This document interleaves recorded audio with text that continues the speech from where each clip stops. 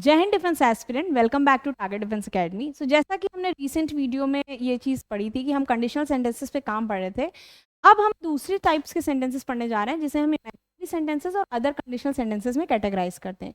This is although it is a very small topic but it is very very important for you, और यही reason था कि इसको next video में लाने के लिए हमने एक थॉट दिया।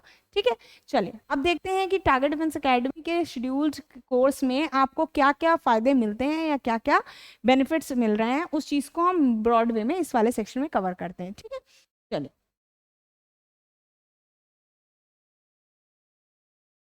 Okay, the screen is coming, just a second. आ गया मेरा पेन और अब हम अपने पेन से स्टार्टिंग करने जा रहे हैं। चलिए, जल्दी से। पिछली बार वाले में मजा आया था? अगर मजा आया तो please hit like, it motivates me to bring more and more better content for you people, right.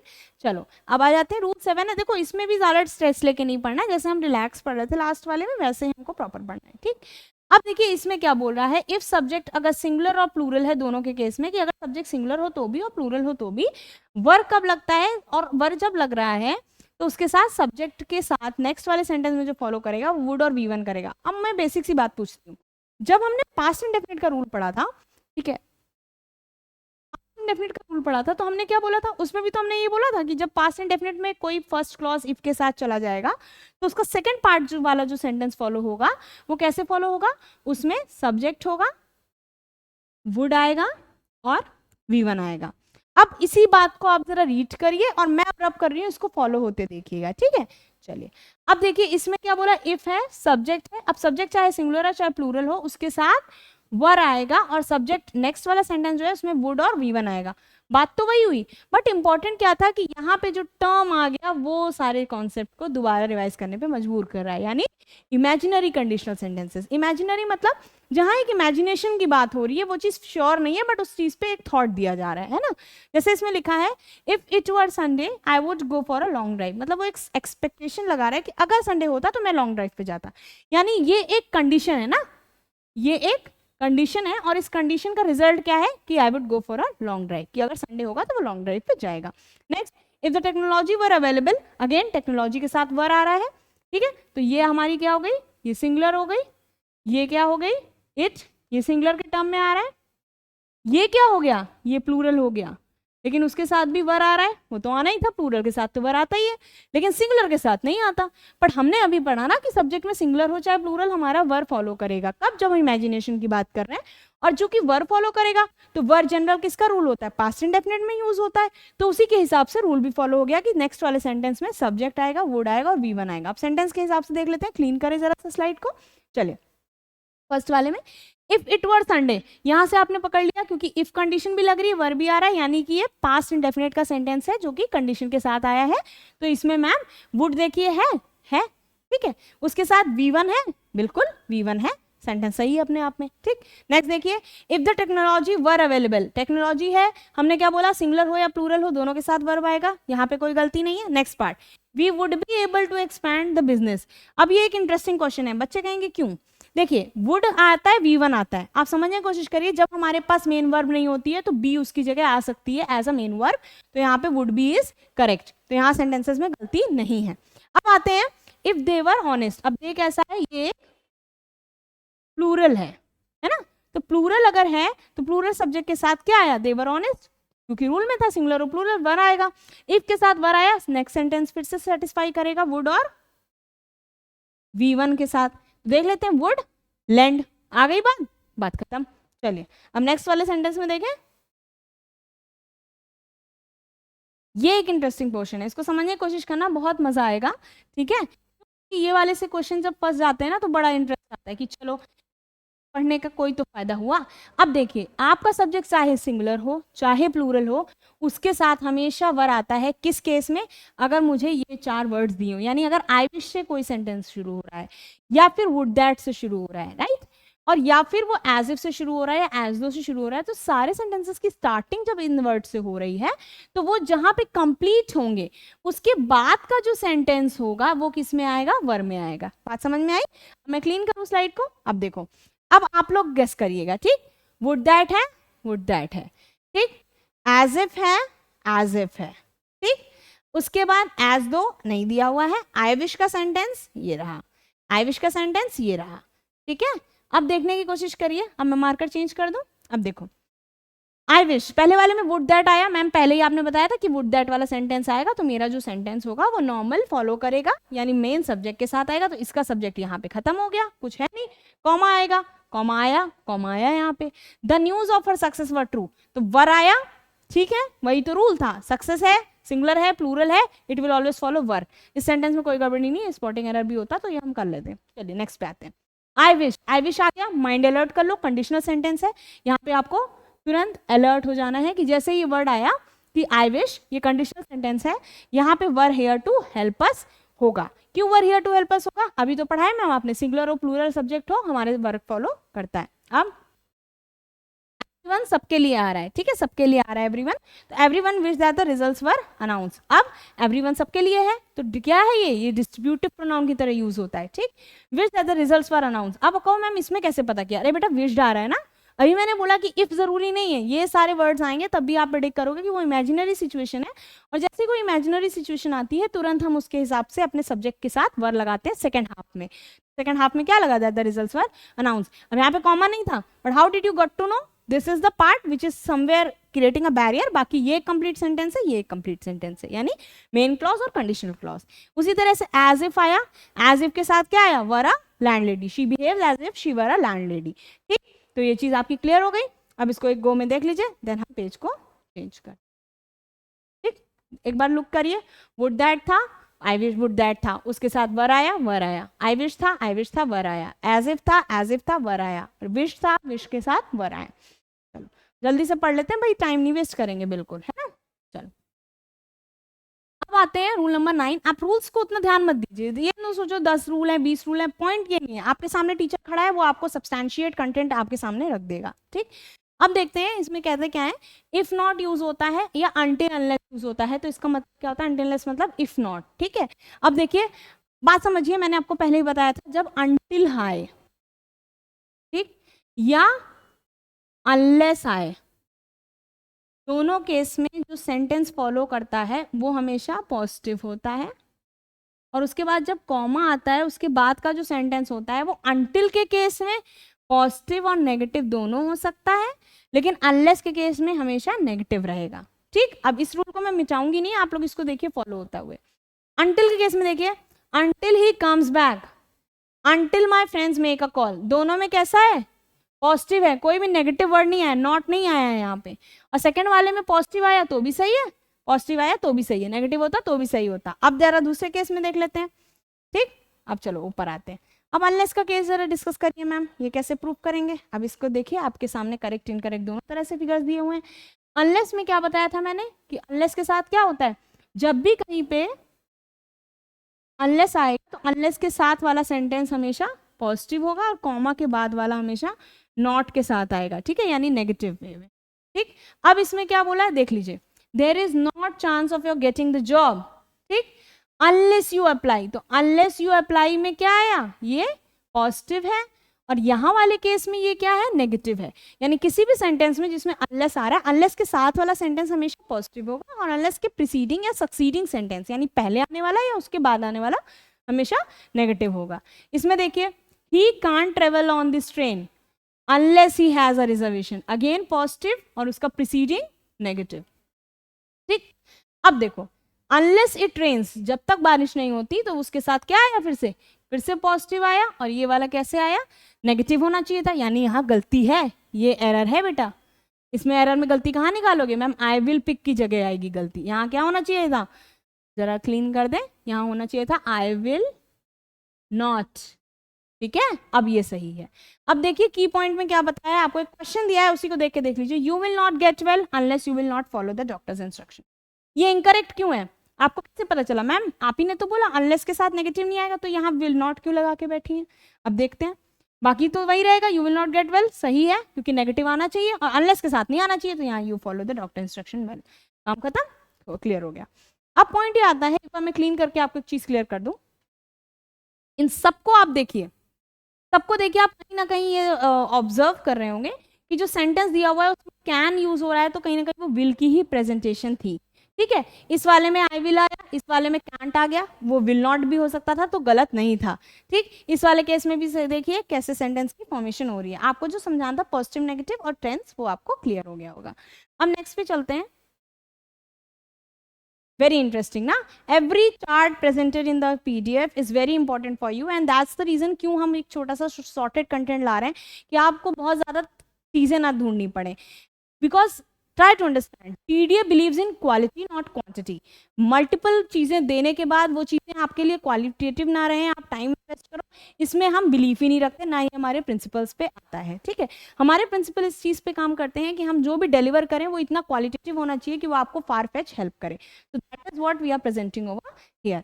Okay, अब इसमें देखते हैं क्या दिया हुआ है। इफ के साथ प्रेजेंट इंडेफिनिट का यूज किस किस केस में होता है ना, के साथ प्रेजेंट इंडेफिनिट का यूज कब हो रहा है, यानी इफ के साथ प्रेजेंट इंडेफिनिट का केस हम पढ़ चुके हैं पहले कि इफ के साथ अगर प्रेजेंट इंडेफिनिट होता है तो क्या आता है, उसको फॉलो क्या करता है, फ्यूचर इंडेफिनिट। यानी अगर प्रेजेंट इंडेफिनिट है तो उसको फॉलो करेगा फ्यूचर इंडेफिनिट।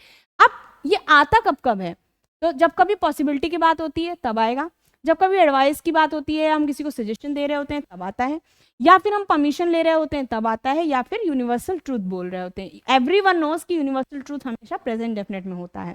ठीक, और अगर उसके आगे इफ जुड़ जाए तो क्या कहने, तब तो ऑब्वियस सी बात है कि वो सेंटेंस उसी फॉर्म में होगा कि उसके जो सक्सीडिंग सेंटेंस होगा वो फ्यूचर इंडेफिनेट में होगा। अब जरा ये टैप क्लियर कर लें। अब रूल्स फॉर पास्ट देखते हैं। रूल फॉर पास्ट हमसे क्या कहता है, चलो भाई पेन चेंज कर दे, टाइम आ गया है ना। रूल्स फॉर पास्ट क्या कहता है, एग्जाम्पल। अब आप लोग इस पे दिमाग से शार्पली सोच के बताइएगा। If I had clean the house I could have gone to the movie. अब इस सेंटेंस में क्या है, ये हैड क्लीन्ड कौन सा टेंस है, जल्दी से बताइए भाई। पास्ट परफेक्ट है। जब पास्ट परफेक्ट का टेंस है तो उसका रूल क्या था, पास्ट परफेक्ट के साथ क्या आता था भाई, जनरल रूल हमने पढ़ा था कि अगर पास्ट परफेक्ट है और उसके आगे इफ जुड़ा है तो वो हमेशा किस में चेंज होगा, अगर पास्ट परफेक्ट है और उसके आगे इफ जुड़ा है तो वो किस में चेंज होगा, जल्दी से बताइए। हाँ, वुड में, वुड के साथ क्या जोड़ेंगे, हैव जोड़ेंगे, और हैव के साथ क्या आएगी, V3। ठीक, अब जरा सा मैंने ये लिखा है, इसी के बेसिस पे आप इसको स्किप करिए अगर आपने समझ लिया, और जरा इसको देखिए। ठीक, if I had clean the house, past perfect में I could have gone to the news, ठीक है, sorry gone to the movies, है ना। अब मुझे ये बताइए, आप कहोगे मैम यहाँ पे तो वुड लिखना चाहिए था, चलिए गॉन आपके अकॉर्डिंग है, हैव आपके अकॉर्डिंग है, गुड की जगह वुड क्यों नहीं है। बात समझने की कोशिश करो, मैंने पहले भी ये चीज बताई है और मैं फिर से बता रही हूं कि अगर कहीं, जस्ट सेकेंड क्लास, अगर कहीं वुड आता है तो उसकी जगह कुड और माइट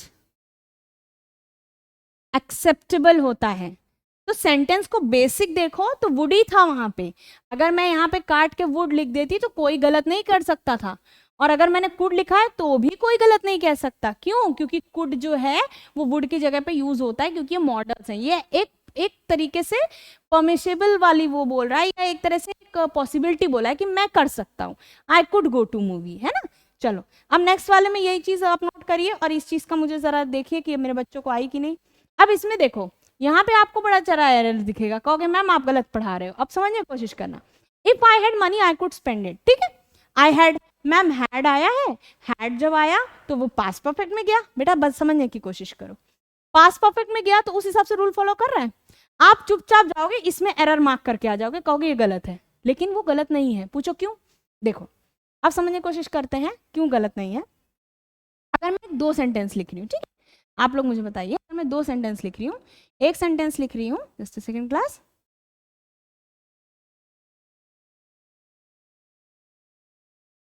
ठीक, ओके, सेंटेंस लिख रही हूँ, आई हैव अ कार, ठीक, और एक सेंटेंस लिख रही हूँ, I have done my work. इन दोनों में डिफरेंस पता है क्या है, सोचो क्या है। मैंने बोला आई हैव माई कार, मतलब मेरे पास कार है। ये हैव हेल्पिंग वर्ब की तरह नहीं है, ये क्या दिखा रहा है, ये पोजेशन दिखा रहा है कि कोई चीज उसके पास है ना। दूसरा है आई हैव डन माई वर्क, अब यहाँ पे जो हैव है वो क्या दिखा रहा है, यहाँ पे हैव हेल्पिंग वर्ब दिखा रहा है, उसके साथ क्या है, वर्ब की third form, done my work. ठीक, तो ये वाला जो है ये तो है पास्ट परफेक्ट, ठीक है, ये पास्ट परफेक्ट है, ठीक, सॉरी प्रेजेंट परफेक्ट है, ये प्रेजेंट परफेक्ट नहीं है, ये हमारा हम कंसीडर इसको करेंगे प्रेजेंट डेफिनेट में ही, क्योंकि वो पोजेशन वाला हैव आ रहा है। ठीक, इसी तरह से इस चीज को समझो, यहाँ पे देखते हैं, if I had money, if के साथ आया आई हैड मनी, मतलब उसके पास पैसे होते, तो हैड पोजेशन के सेंस में आया, तो ये किसमें कंसीडर करेंगे हम, पास्ट इन डेफिनेट में। इस तरह का क्वेश्चन 100% आपको मिल सकता है देखने को। ठीक, आई कुड स्पेंड इट, अब दोनों तरफ से गेम खेला, यहाँ पे क्या होना चाहिए था बताइए, अगर ये पास्ट इंडेफिनिट का सेंटेंस है तो यहाँ क्या होना चाहिए था, वुड प्लस V1, V1 तो है, वुड नहीं है, कुड है, क्या गलत हो जाएगा, नहीं होगा, अभी बताया वुड की जगह कुड यूज कर सकते हैं, तो ये सेंटेंस अपने आप में सही है। एक बार इसको फिर से देख लो, इफ आई हैड मनी में हैड पास्ट परफेक्ट नहीं रिफ्लेक्ट कर रहा, हैड रिफ्लेक्ट कर रहा है कि पास्ट परफेक्ट ना होके ये पास्ट इंडेफिनिट है, और पास्ट इंडेफिनिट का रूल कहता था कि वुड के साथ V1 यानी first form of main verb आती है, तो वुड के साथ V1 आना चाहिए, यहाँ V1 तो ठीक है, वुड नहीं आया, कुड आया, क्या ये गलत है, नहीं, क्योंकि मैम ने ये भी बताया था कि वुड की रिप्लेसमेंट कुड या माइट हो सकती है, तो ये सेंटेंस अपने आप में सही है, कोई भी इसमें गलती नहीं निकाल सकता। ठीक, नो एरर होगा अगर ये लिख के। चलिए अब नेक्स्ट क्वेश्चन में देखते हैं। अब बड़ा इंटरेस्टिंग सा चीज आया, इन केस कहाँ पे यूज होता है, इन केस का समझने की कोशिश करो। इन केस मतलब क्या होता है, इन केस हमेशा तब यूज किया जाता है जब कोई अनएक्सपेक्टेड इवेंट है या फिर कोई मिस हैपनिंग होने वाली है ना, कि इफ सपोज करो कोई ऐसी चीज थी जो हो सकती थी बट इन केस ऐसा हो गया है ना, जैसे अगर मैंने डिफेंस नहीं क्लियर किया या इन केस डिफेंस नहीं हुआ तो मैं इस जगह दोबारा अटेम्प्ट दूंगा, है ना, उसी तरह से हुआ कि इन केस किसकी बात कर रहा है, कि प्रिकॉशन दे रहा है मिस हैपनिंग का या अनएक्सपेक्टेड फ्यूचर का, कि अगर ऐसा हो जाता है, इन केस ऐसा हो जाता है। अब देखिए, Rajan carries a dagger in case he is attack, तो Rajan is carrying a dagger in case he is attack. अब इसको थॉट दीजिए, Rajan carries a dagger in case, negative sentence है यानी मिस हैपनिंग की बात हो रही है, again call me in case your car breaks down, फिर नेगेटिव सेंटेंस में बात हो रही है, फिर I will carry an umbrella in a bag in case it rains, again negative sentence या अनएक्सपेक्टेड चीज हो जाए तो उसके लिए, तो यहाँ पे क्या गड़बड़ है, कुछ नहीं। पर अगर यही सेंटेंसेस में इन केस आए, जैसे आपसे एरर क्या पूछेगा, कोई पॉजिटिव सेंटेंस बोल देगा, जैसे मैंने बोला call me in case you get screen, call me in case you get success, तो अब इसमें पॉजिटिव बात थी तो वहां पे इनकेस का यूज नहीं होना चाहिए, तो वो इनकेस यूज करना गलत हो गया। ठीक, अब इसमें एक चीज देख लीजिए, यहाँ पे आप देखिए वही चीज जो मैंने आपको बताई थी सेम वैसे ही जा रही है, ये प्रेजेंट डेफिनेट का केस था, हमने पढ़ा था ये सारे प्रेजेंट डेफिनेट में।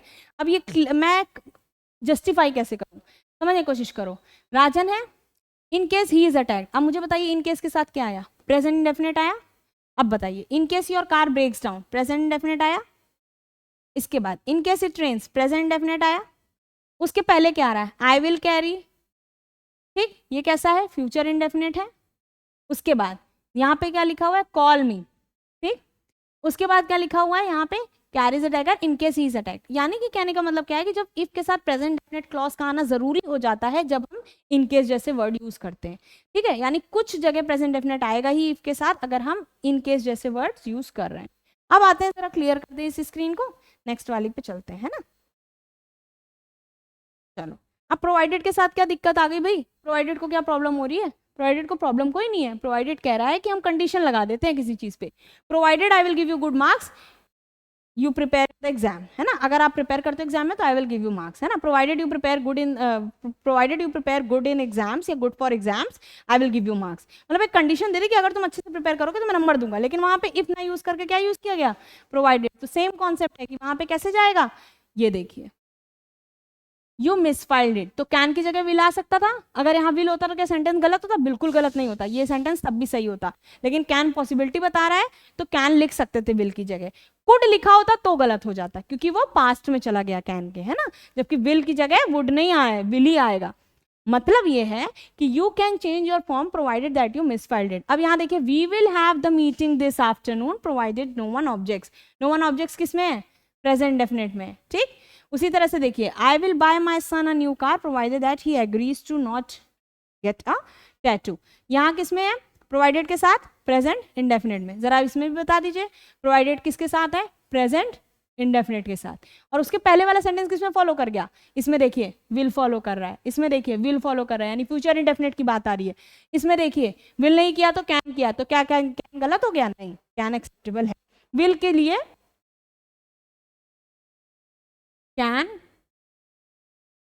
मे, शैल एक्सेप्टेबल है, ठीक है, चेंज करके यूज कर सकते हैं। ये कंफ्यूज करने के लिए आपको जरूर देंगे और आप उसमें कंफ्यूज हो जाते हो, कंफ्यूज नहीं होना है, दोनों तरह से सेंटेंस सही है। अब रिव्यू करो जल्दी से, तब हम नेक्स्ट वाले पे पढ़े भाई, देख लो आप, वरना कहोगे मैम बहुत जल्दी जल्दी स्क्रीन लगा रही हैं। चलो नेक्स्ट वीडियो को देखते हैं। नेक्स्ट वीडियो में क्या कह रहा है, सपोज या सपोजिंग के साथ आ रहा है। तो सपोज या सपोजिंग हमसे क्या कहता है कि जब ये वर्ड्स आते हैं तो इसके साथ इफ नहीं आता है, यानी इन वर्ड्स के साथ इफ नहीं आएगा। अगर सपोज आ रहा है तो सपोज अकेला आएगा तब ठीक है, सपोजिंग आ रहा है तब भी ठीक है, लेकिन अगर सपोज इफ आ रहा है तो ये गलत है, ठीक, या सपोजिंग इफ आ रहा है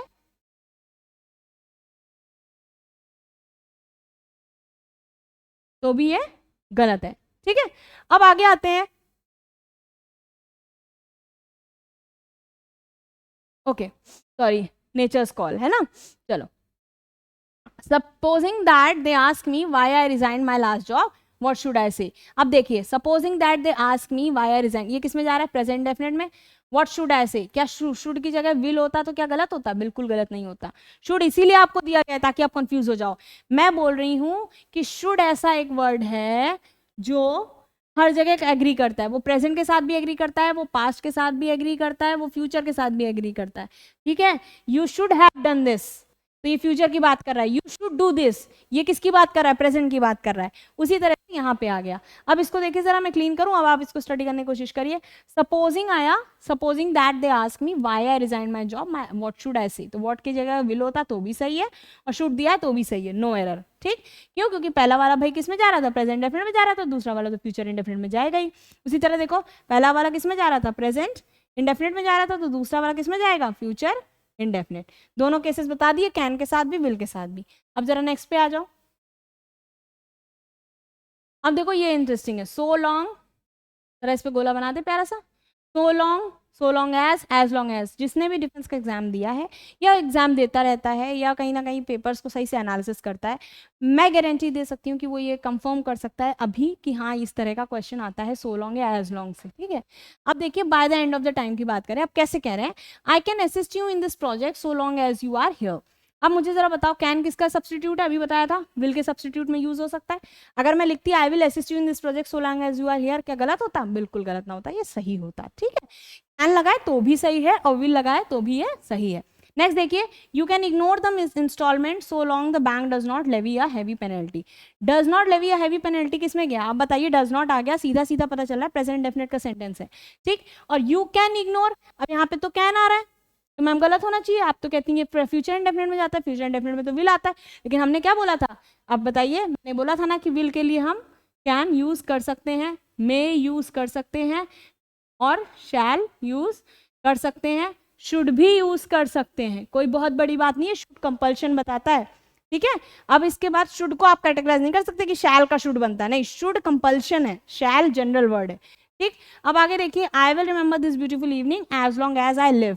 अब as long as I live जरा बताइए क्या है, प्रेजेंट इंडेफिनेट है और ऊपर क्या फॉलो हो रहा है आई विल रिमेंबर में, फ्यूचर इनडेफिनेट। तो इसका मतलब मेरी दोनों बातें क्लियर हो गई।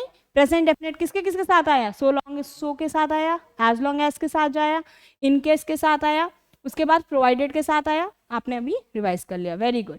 अब जल्दी से एक बार स्क्रीन पर नजर डालिए, अभी देखिए आप कैसे क्वेश्चन सॉल्व करते हो खटाखट।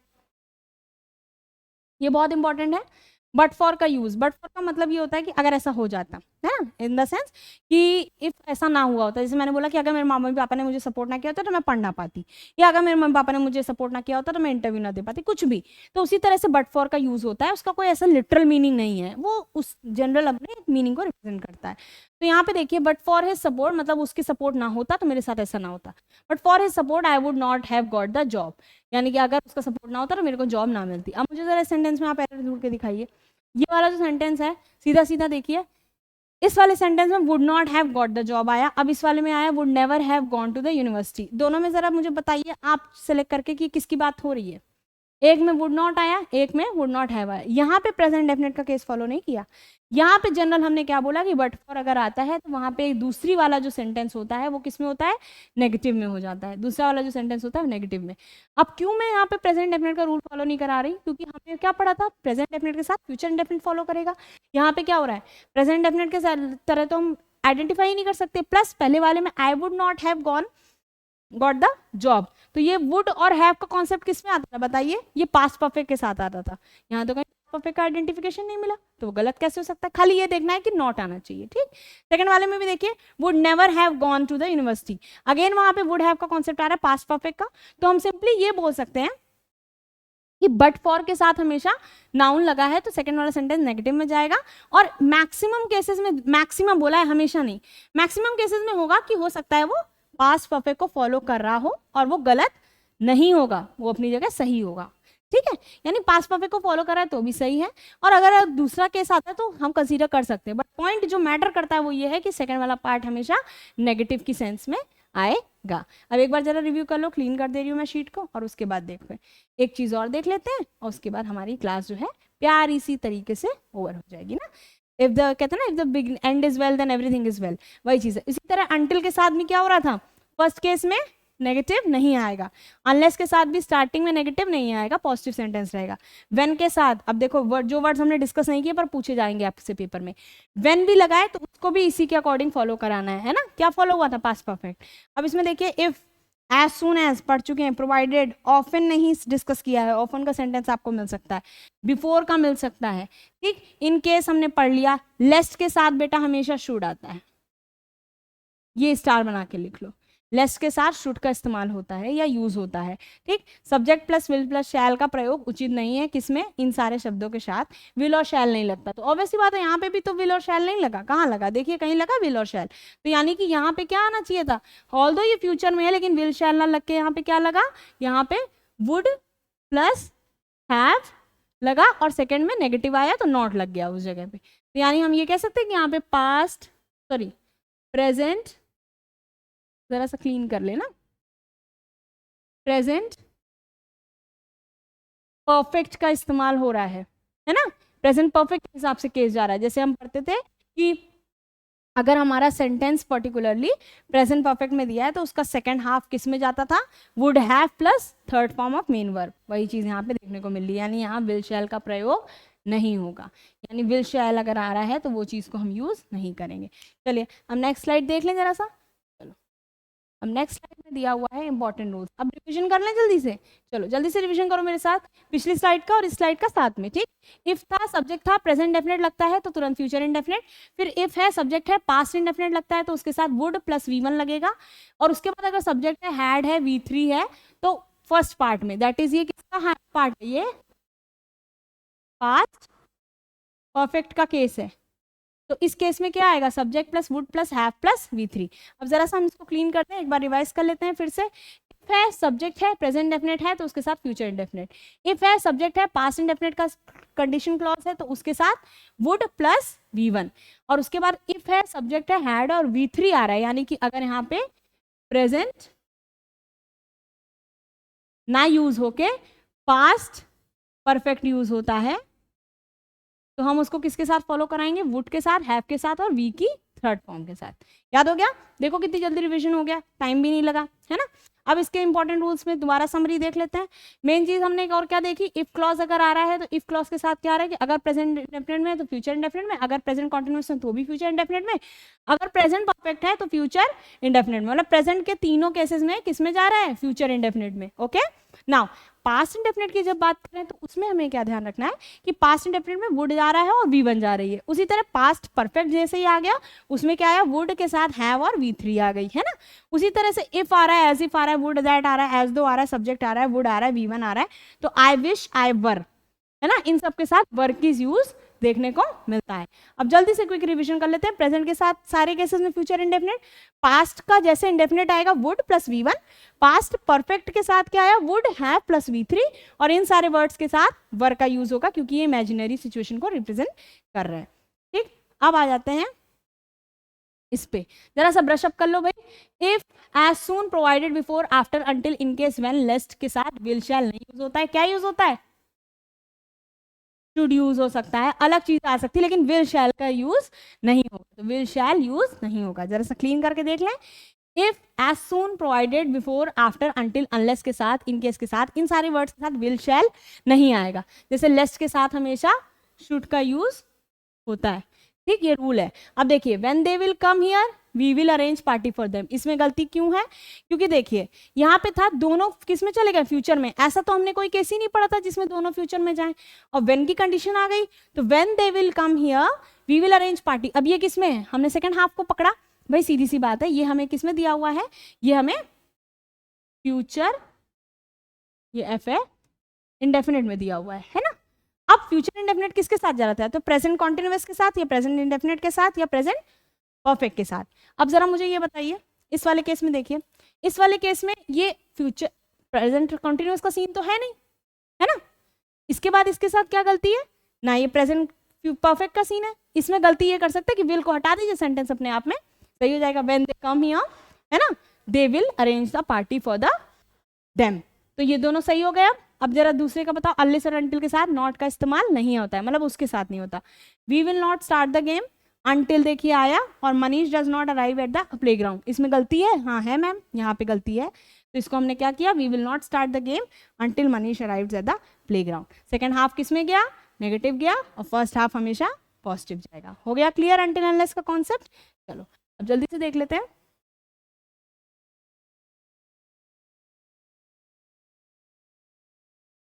क्या हम सपोज और सपोजिंग के साथ इफ का यूज करते हैं? So the answer for this question is no. Why? Now see this. Suppose जब लगा होता है या सपोजिंग जब लगा होता है, सपोज लगा है या सपोजिंग लगा है, तो उसके साथ इफ का जैसे ही यूज करेंगे सेंटेंस गलत हो जाएगा।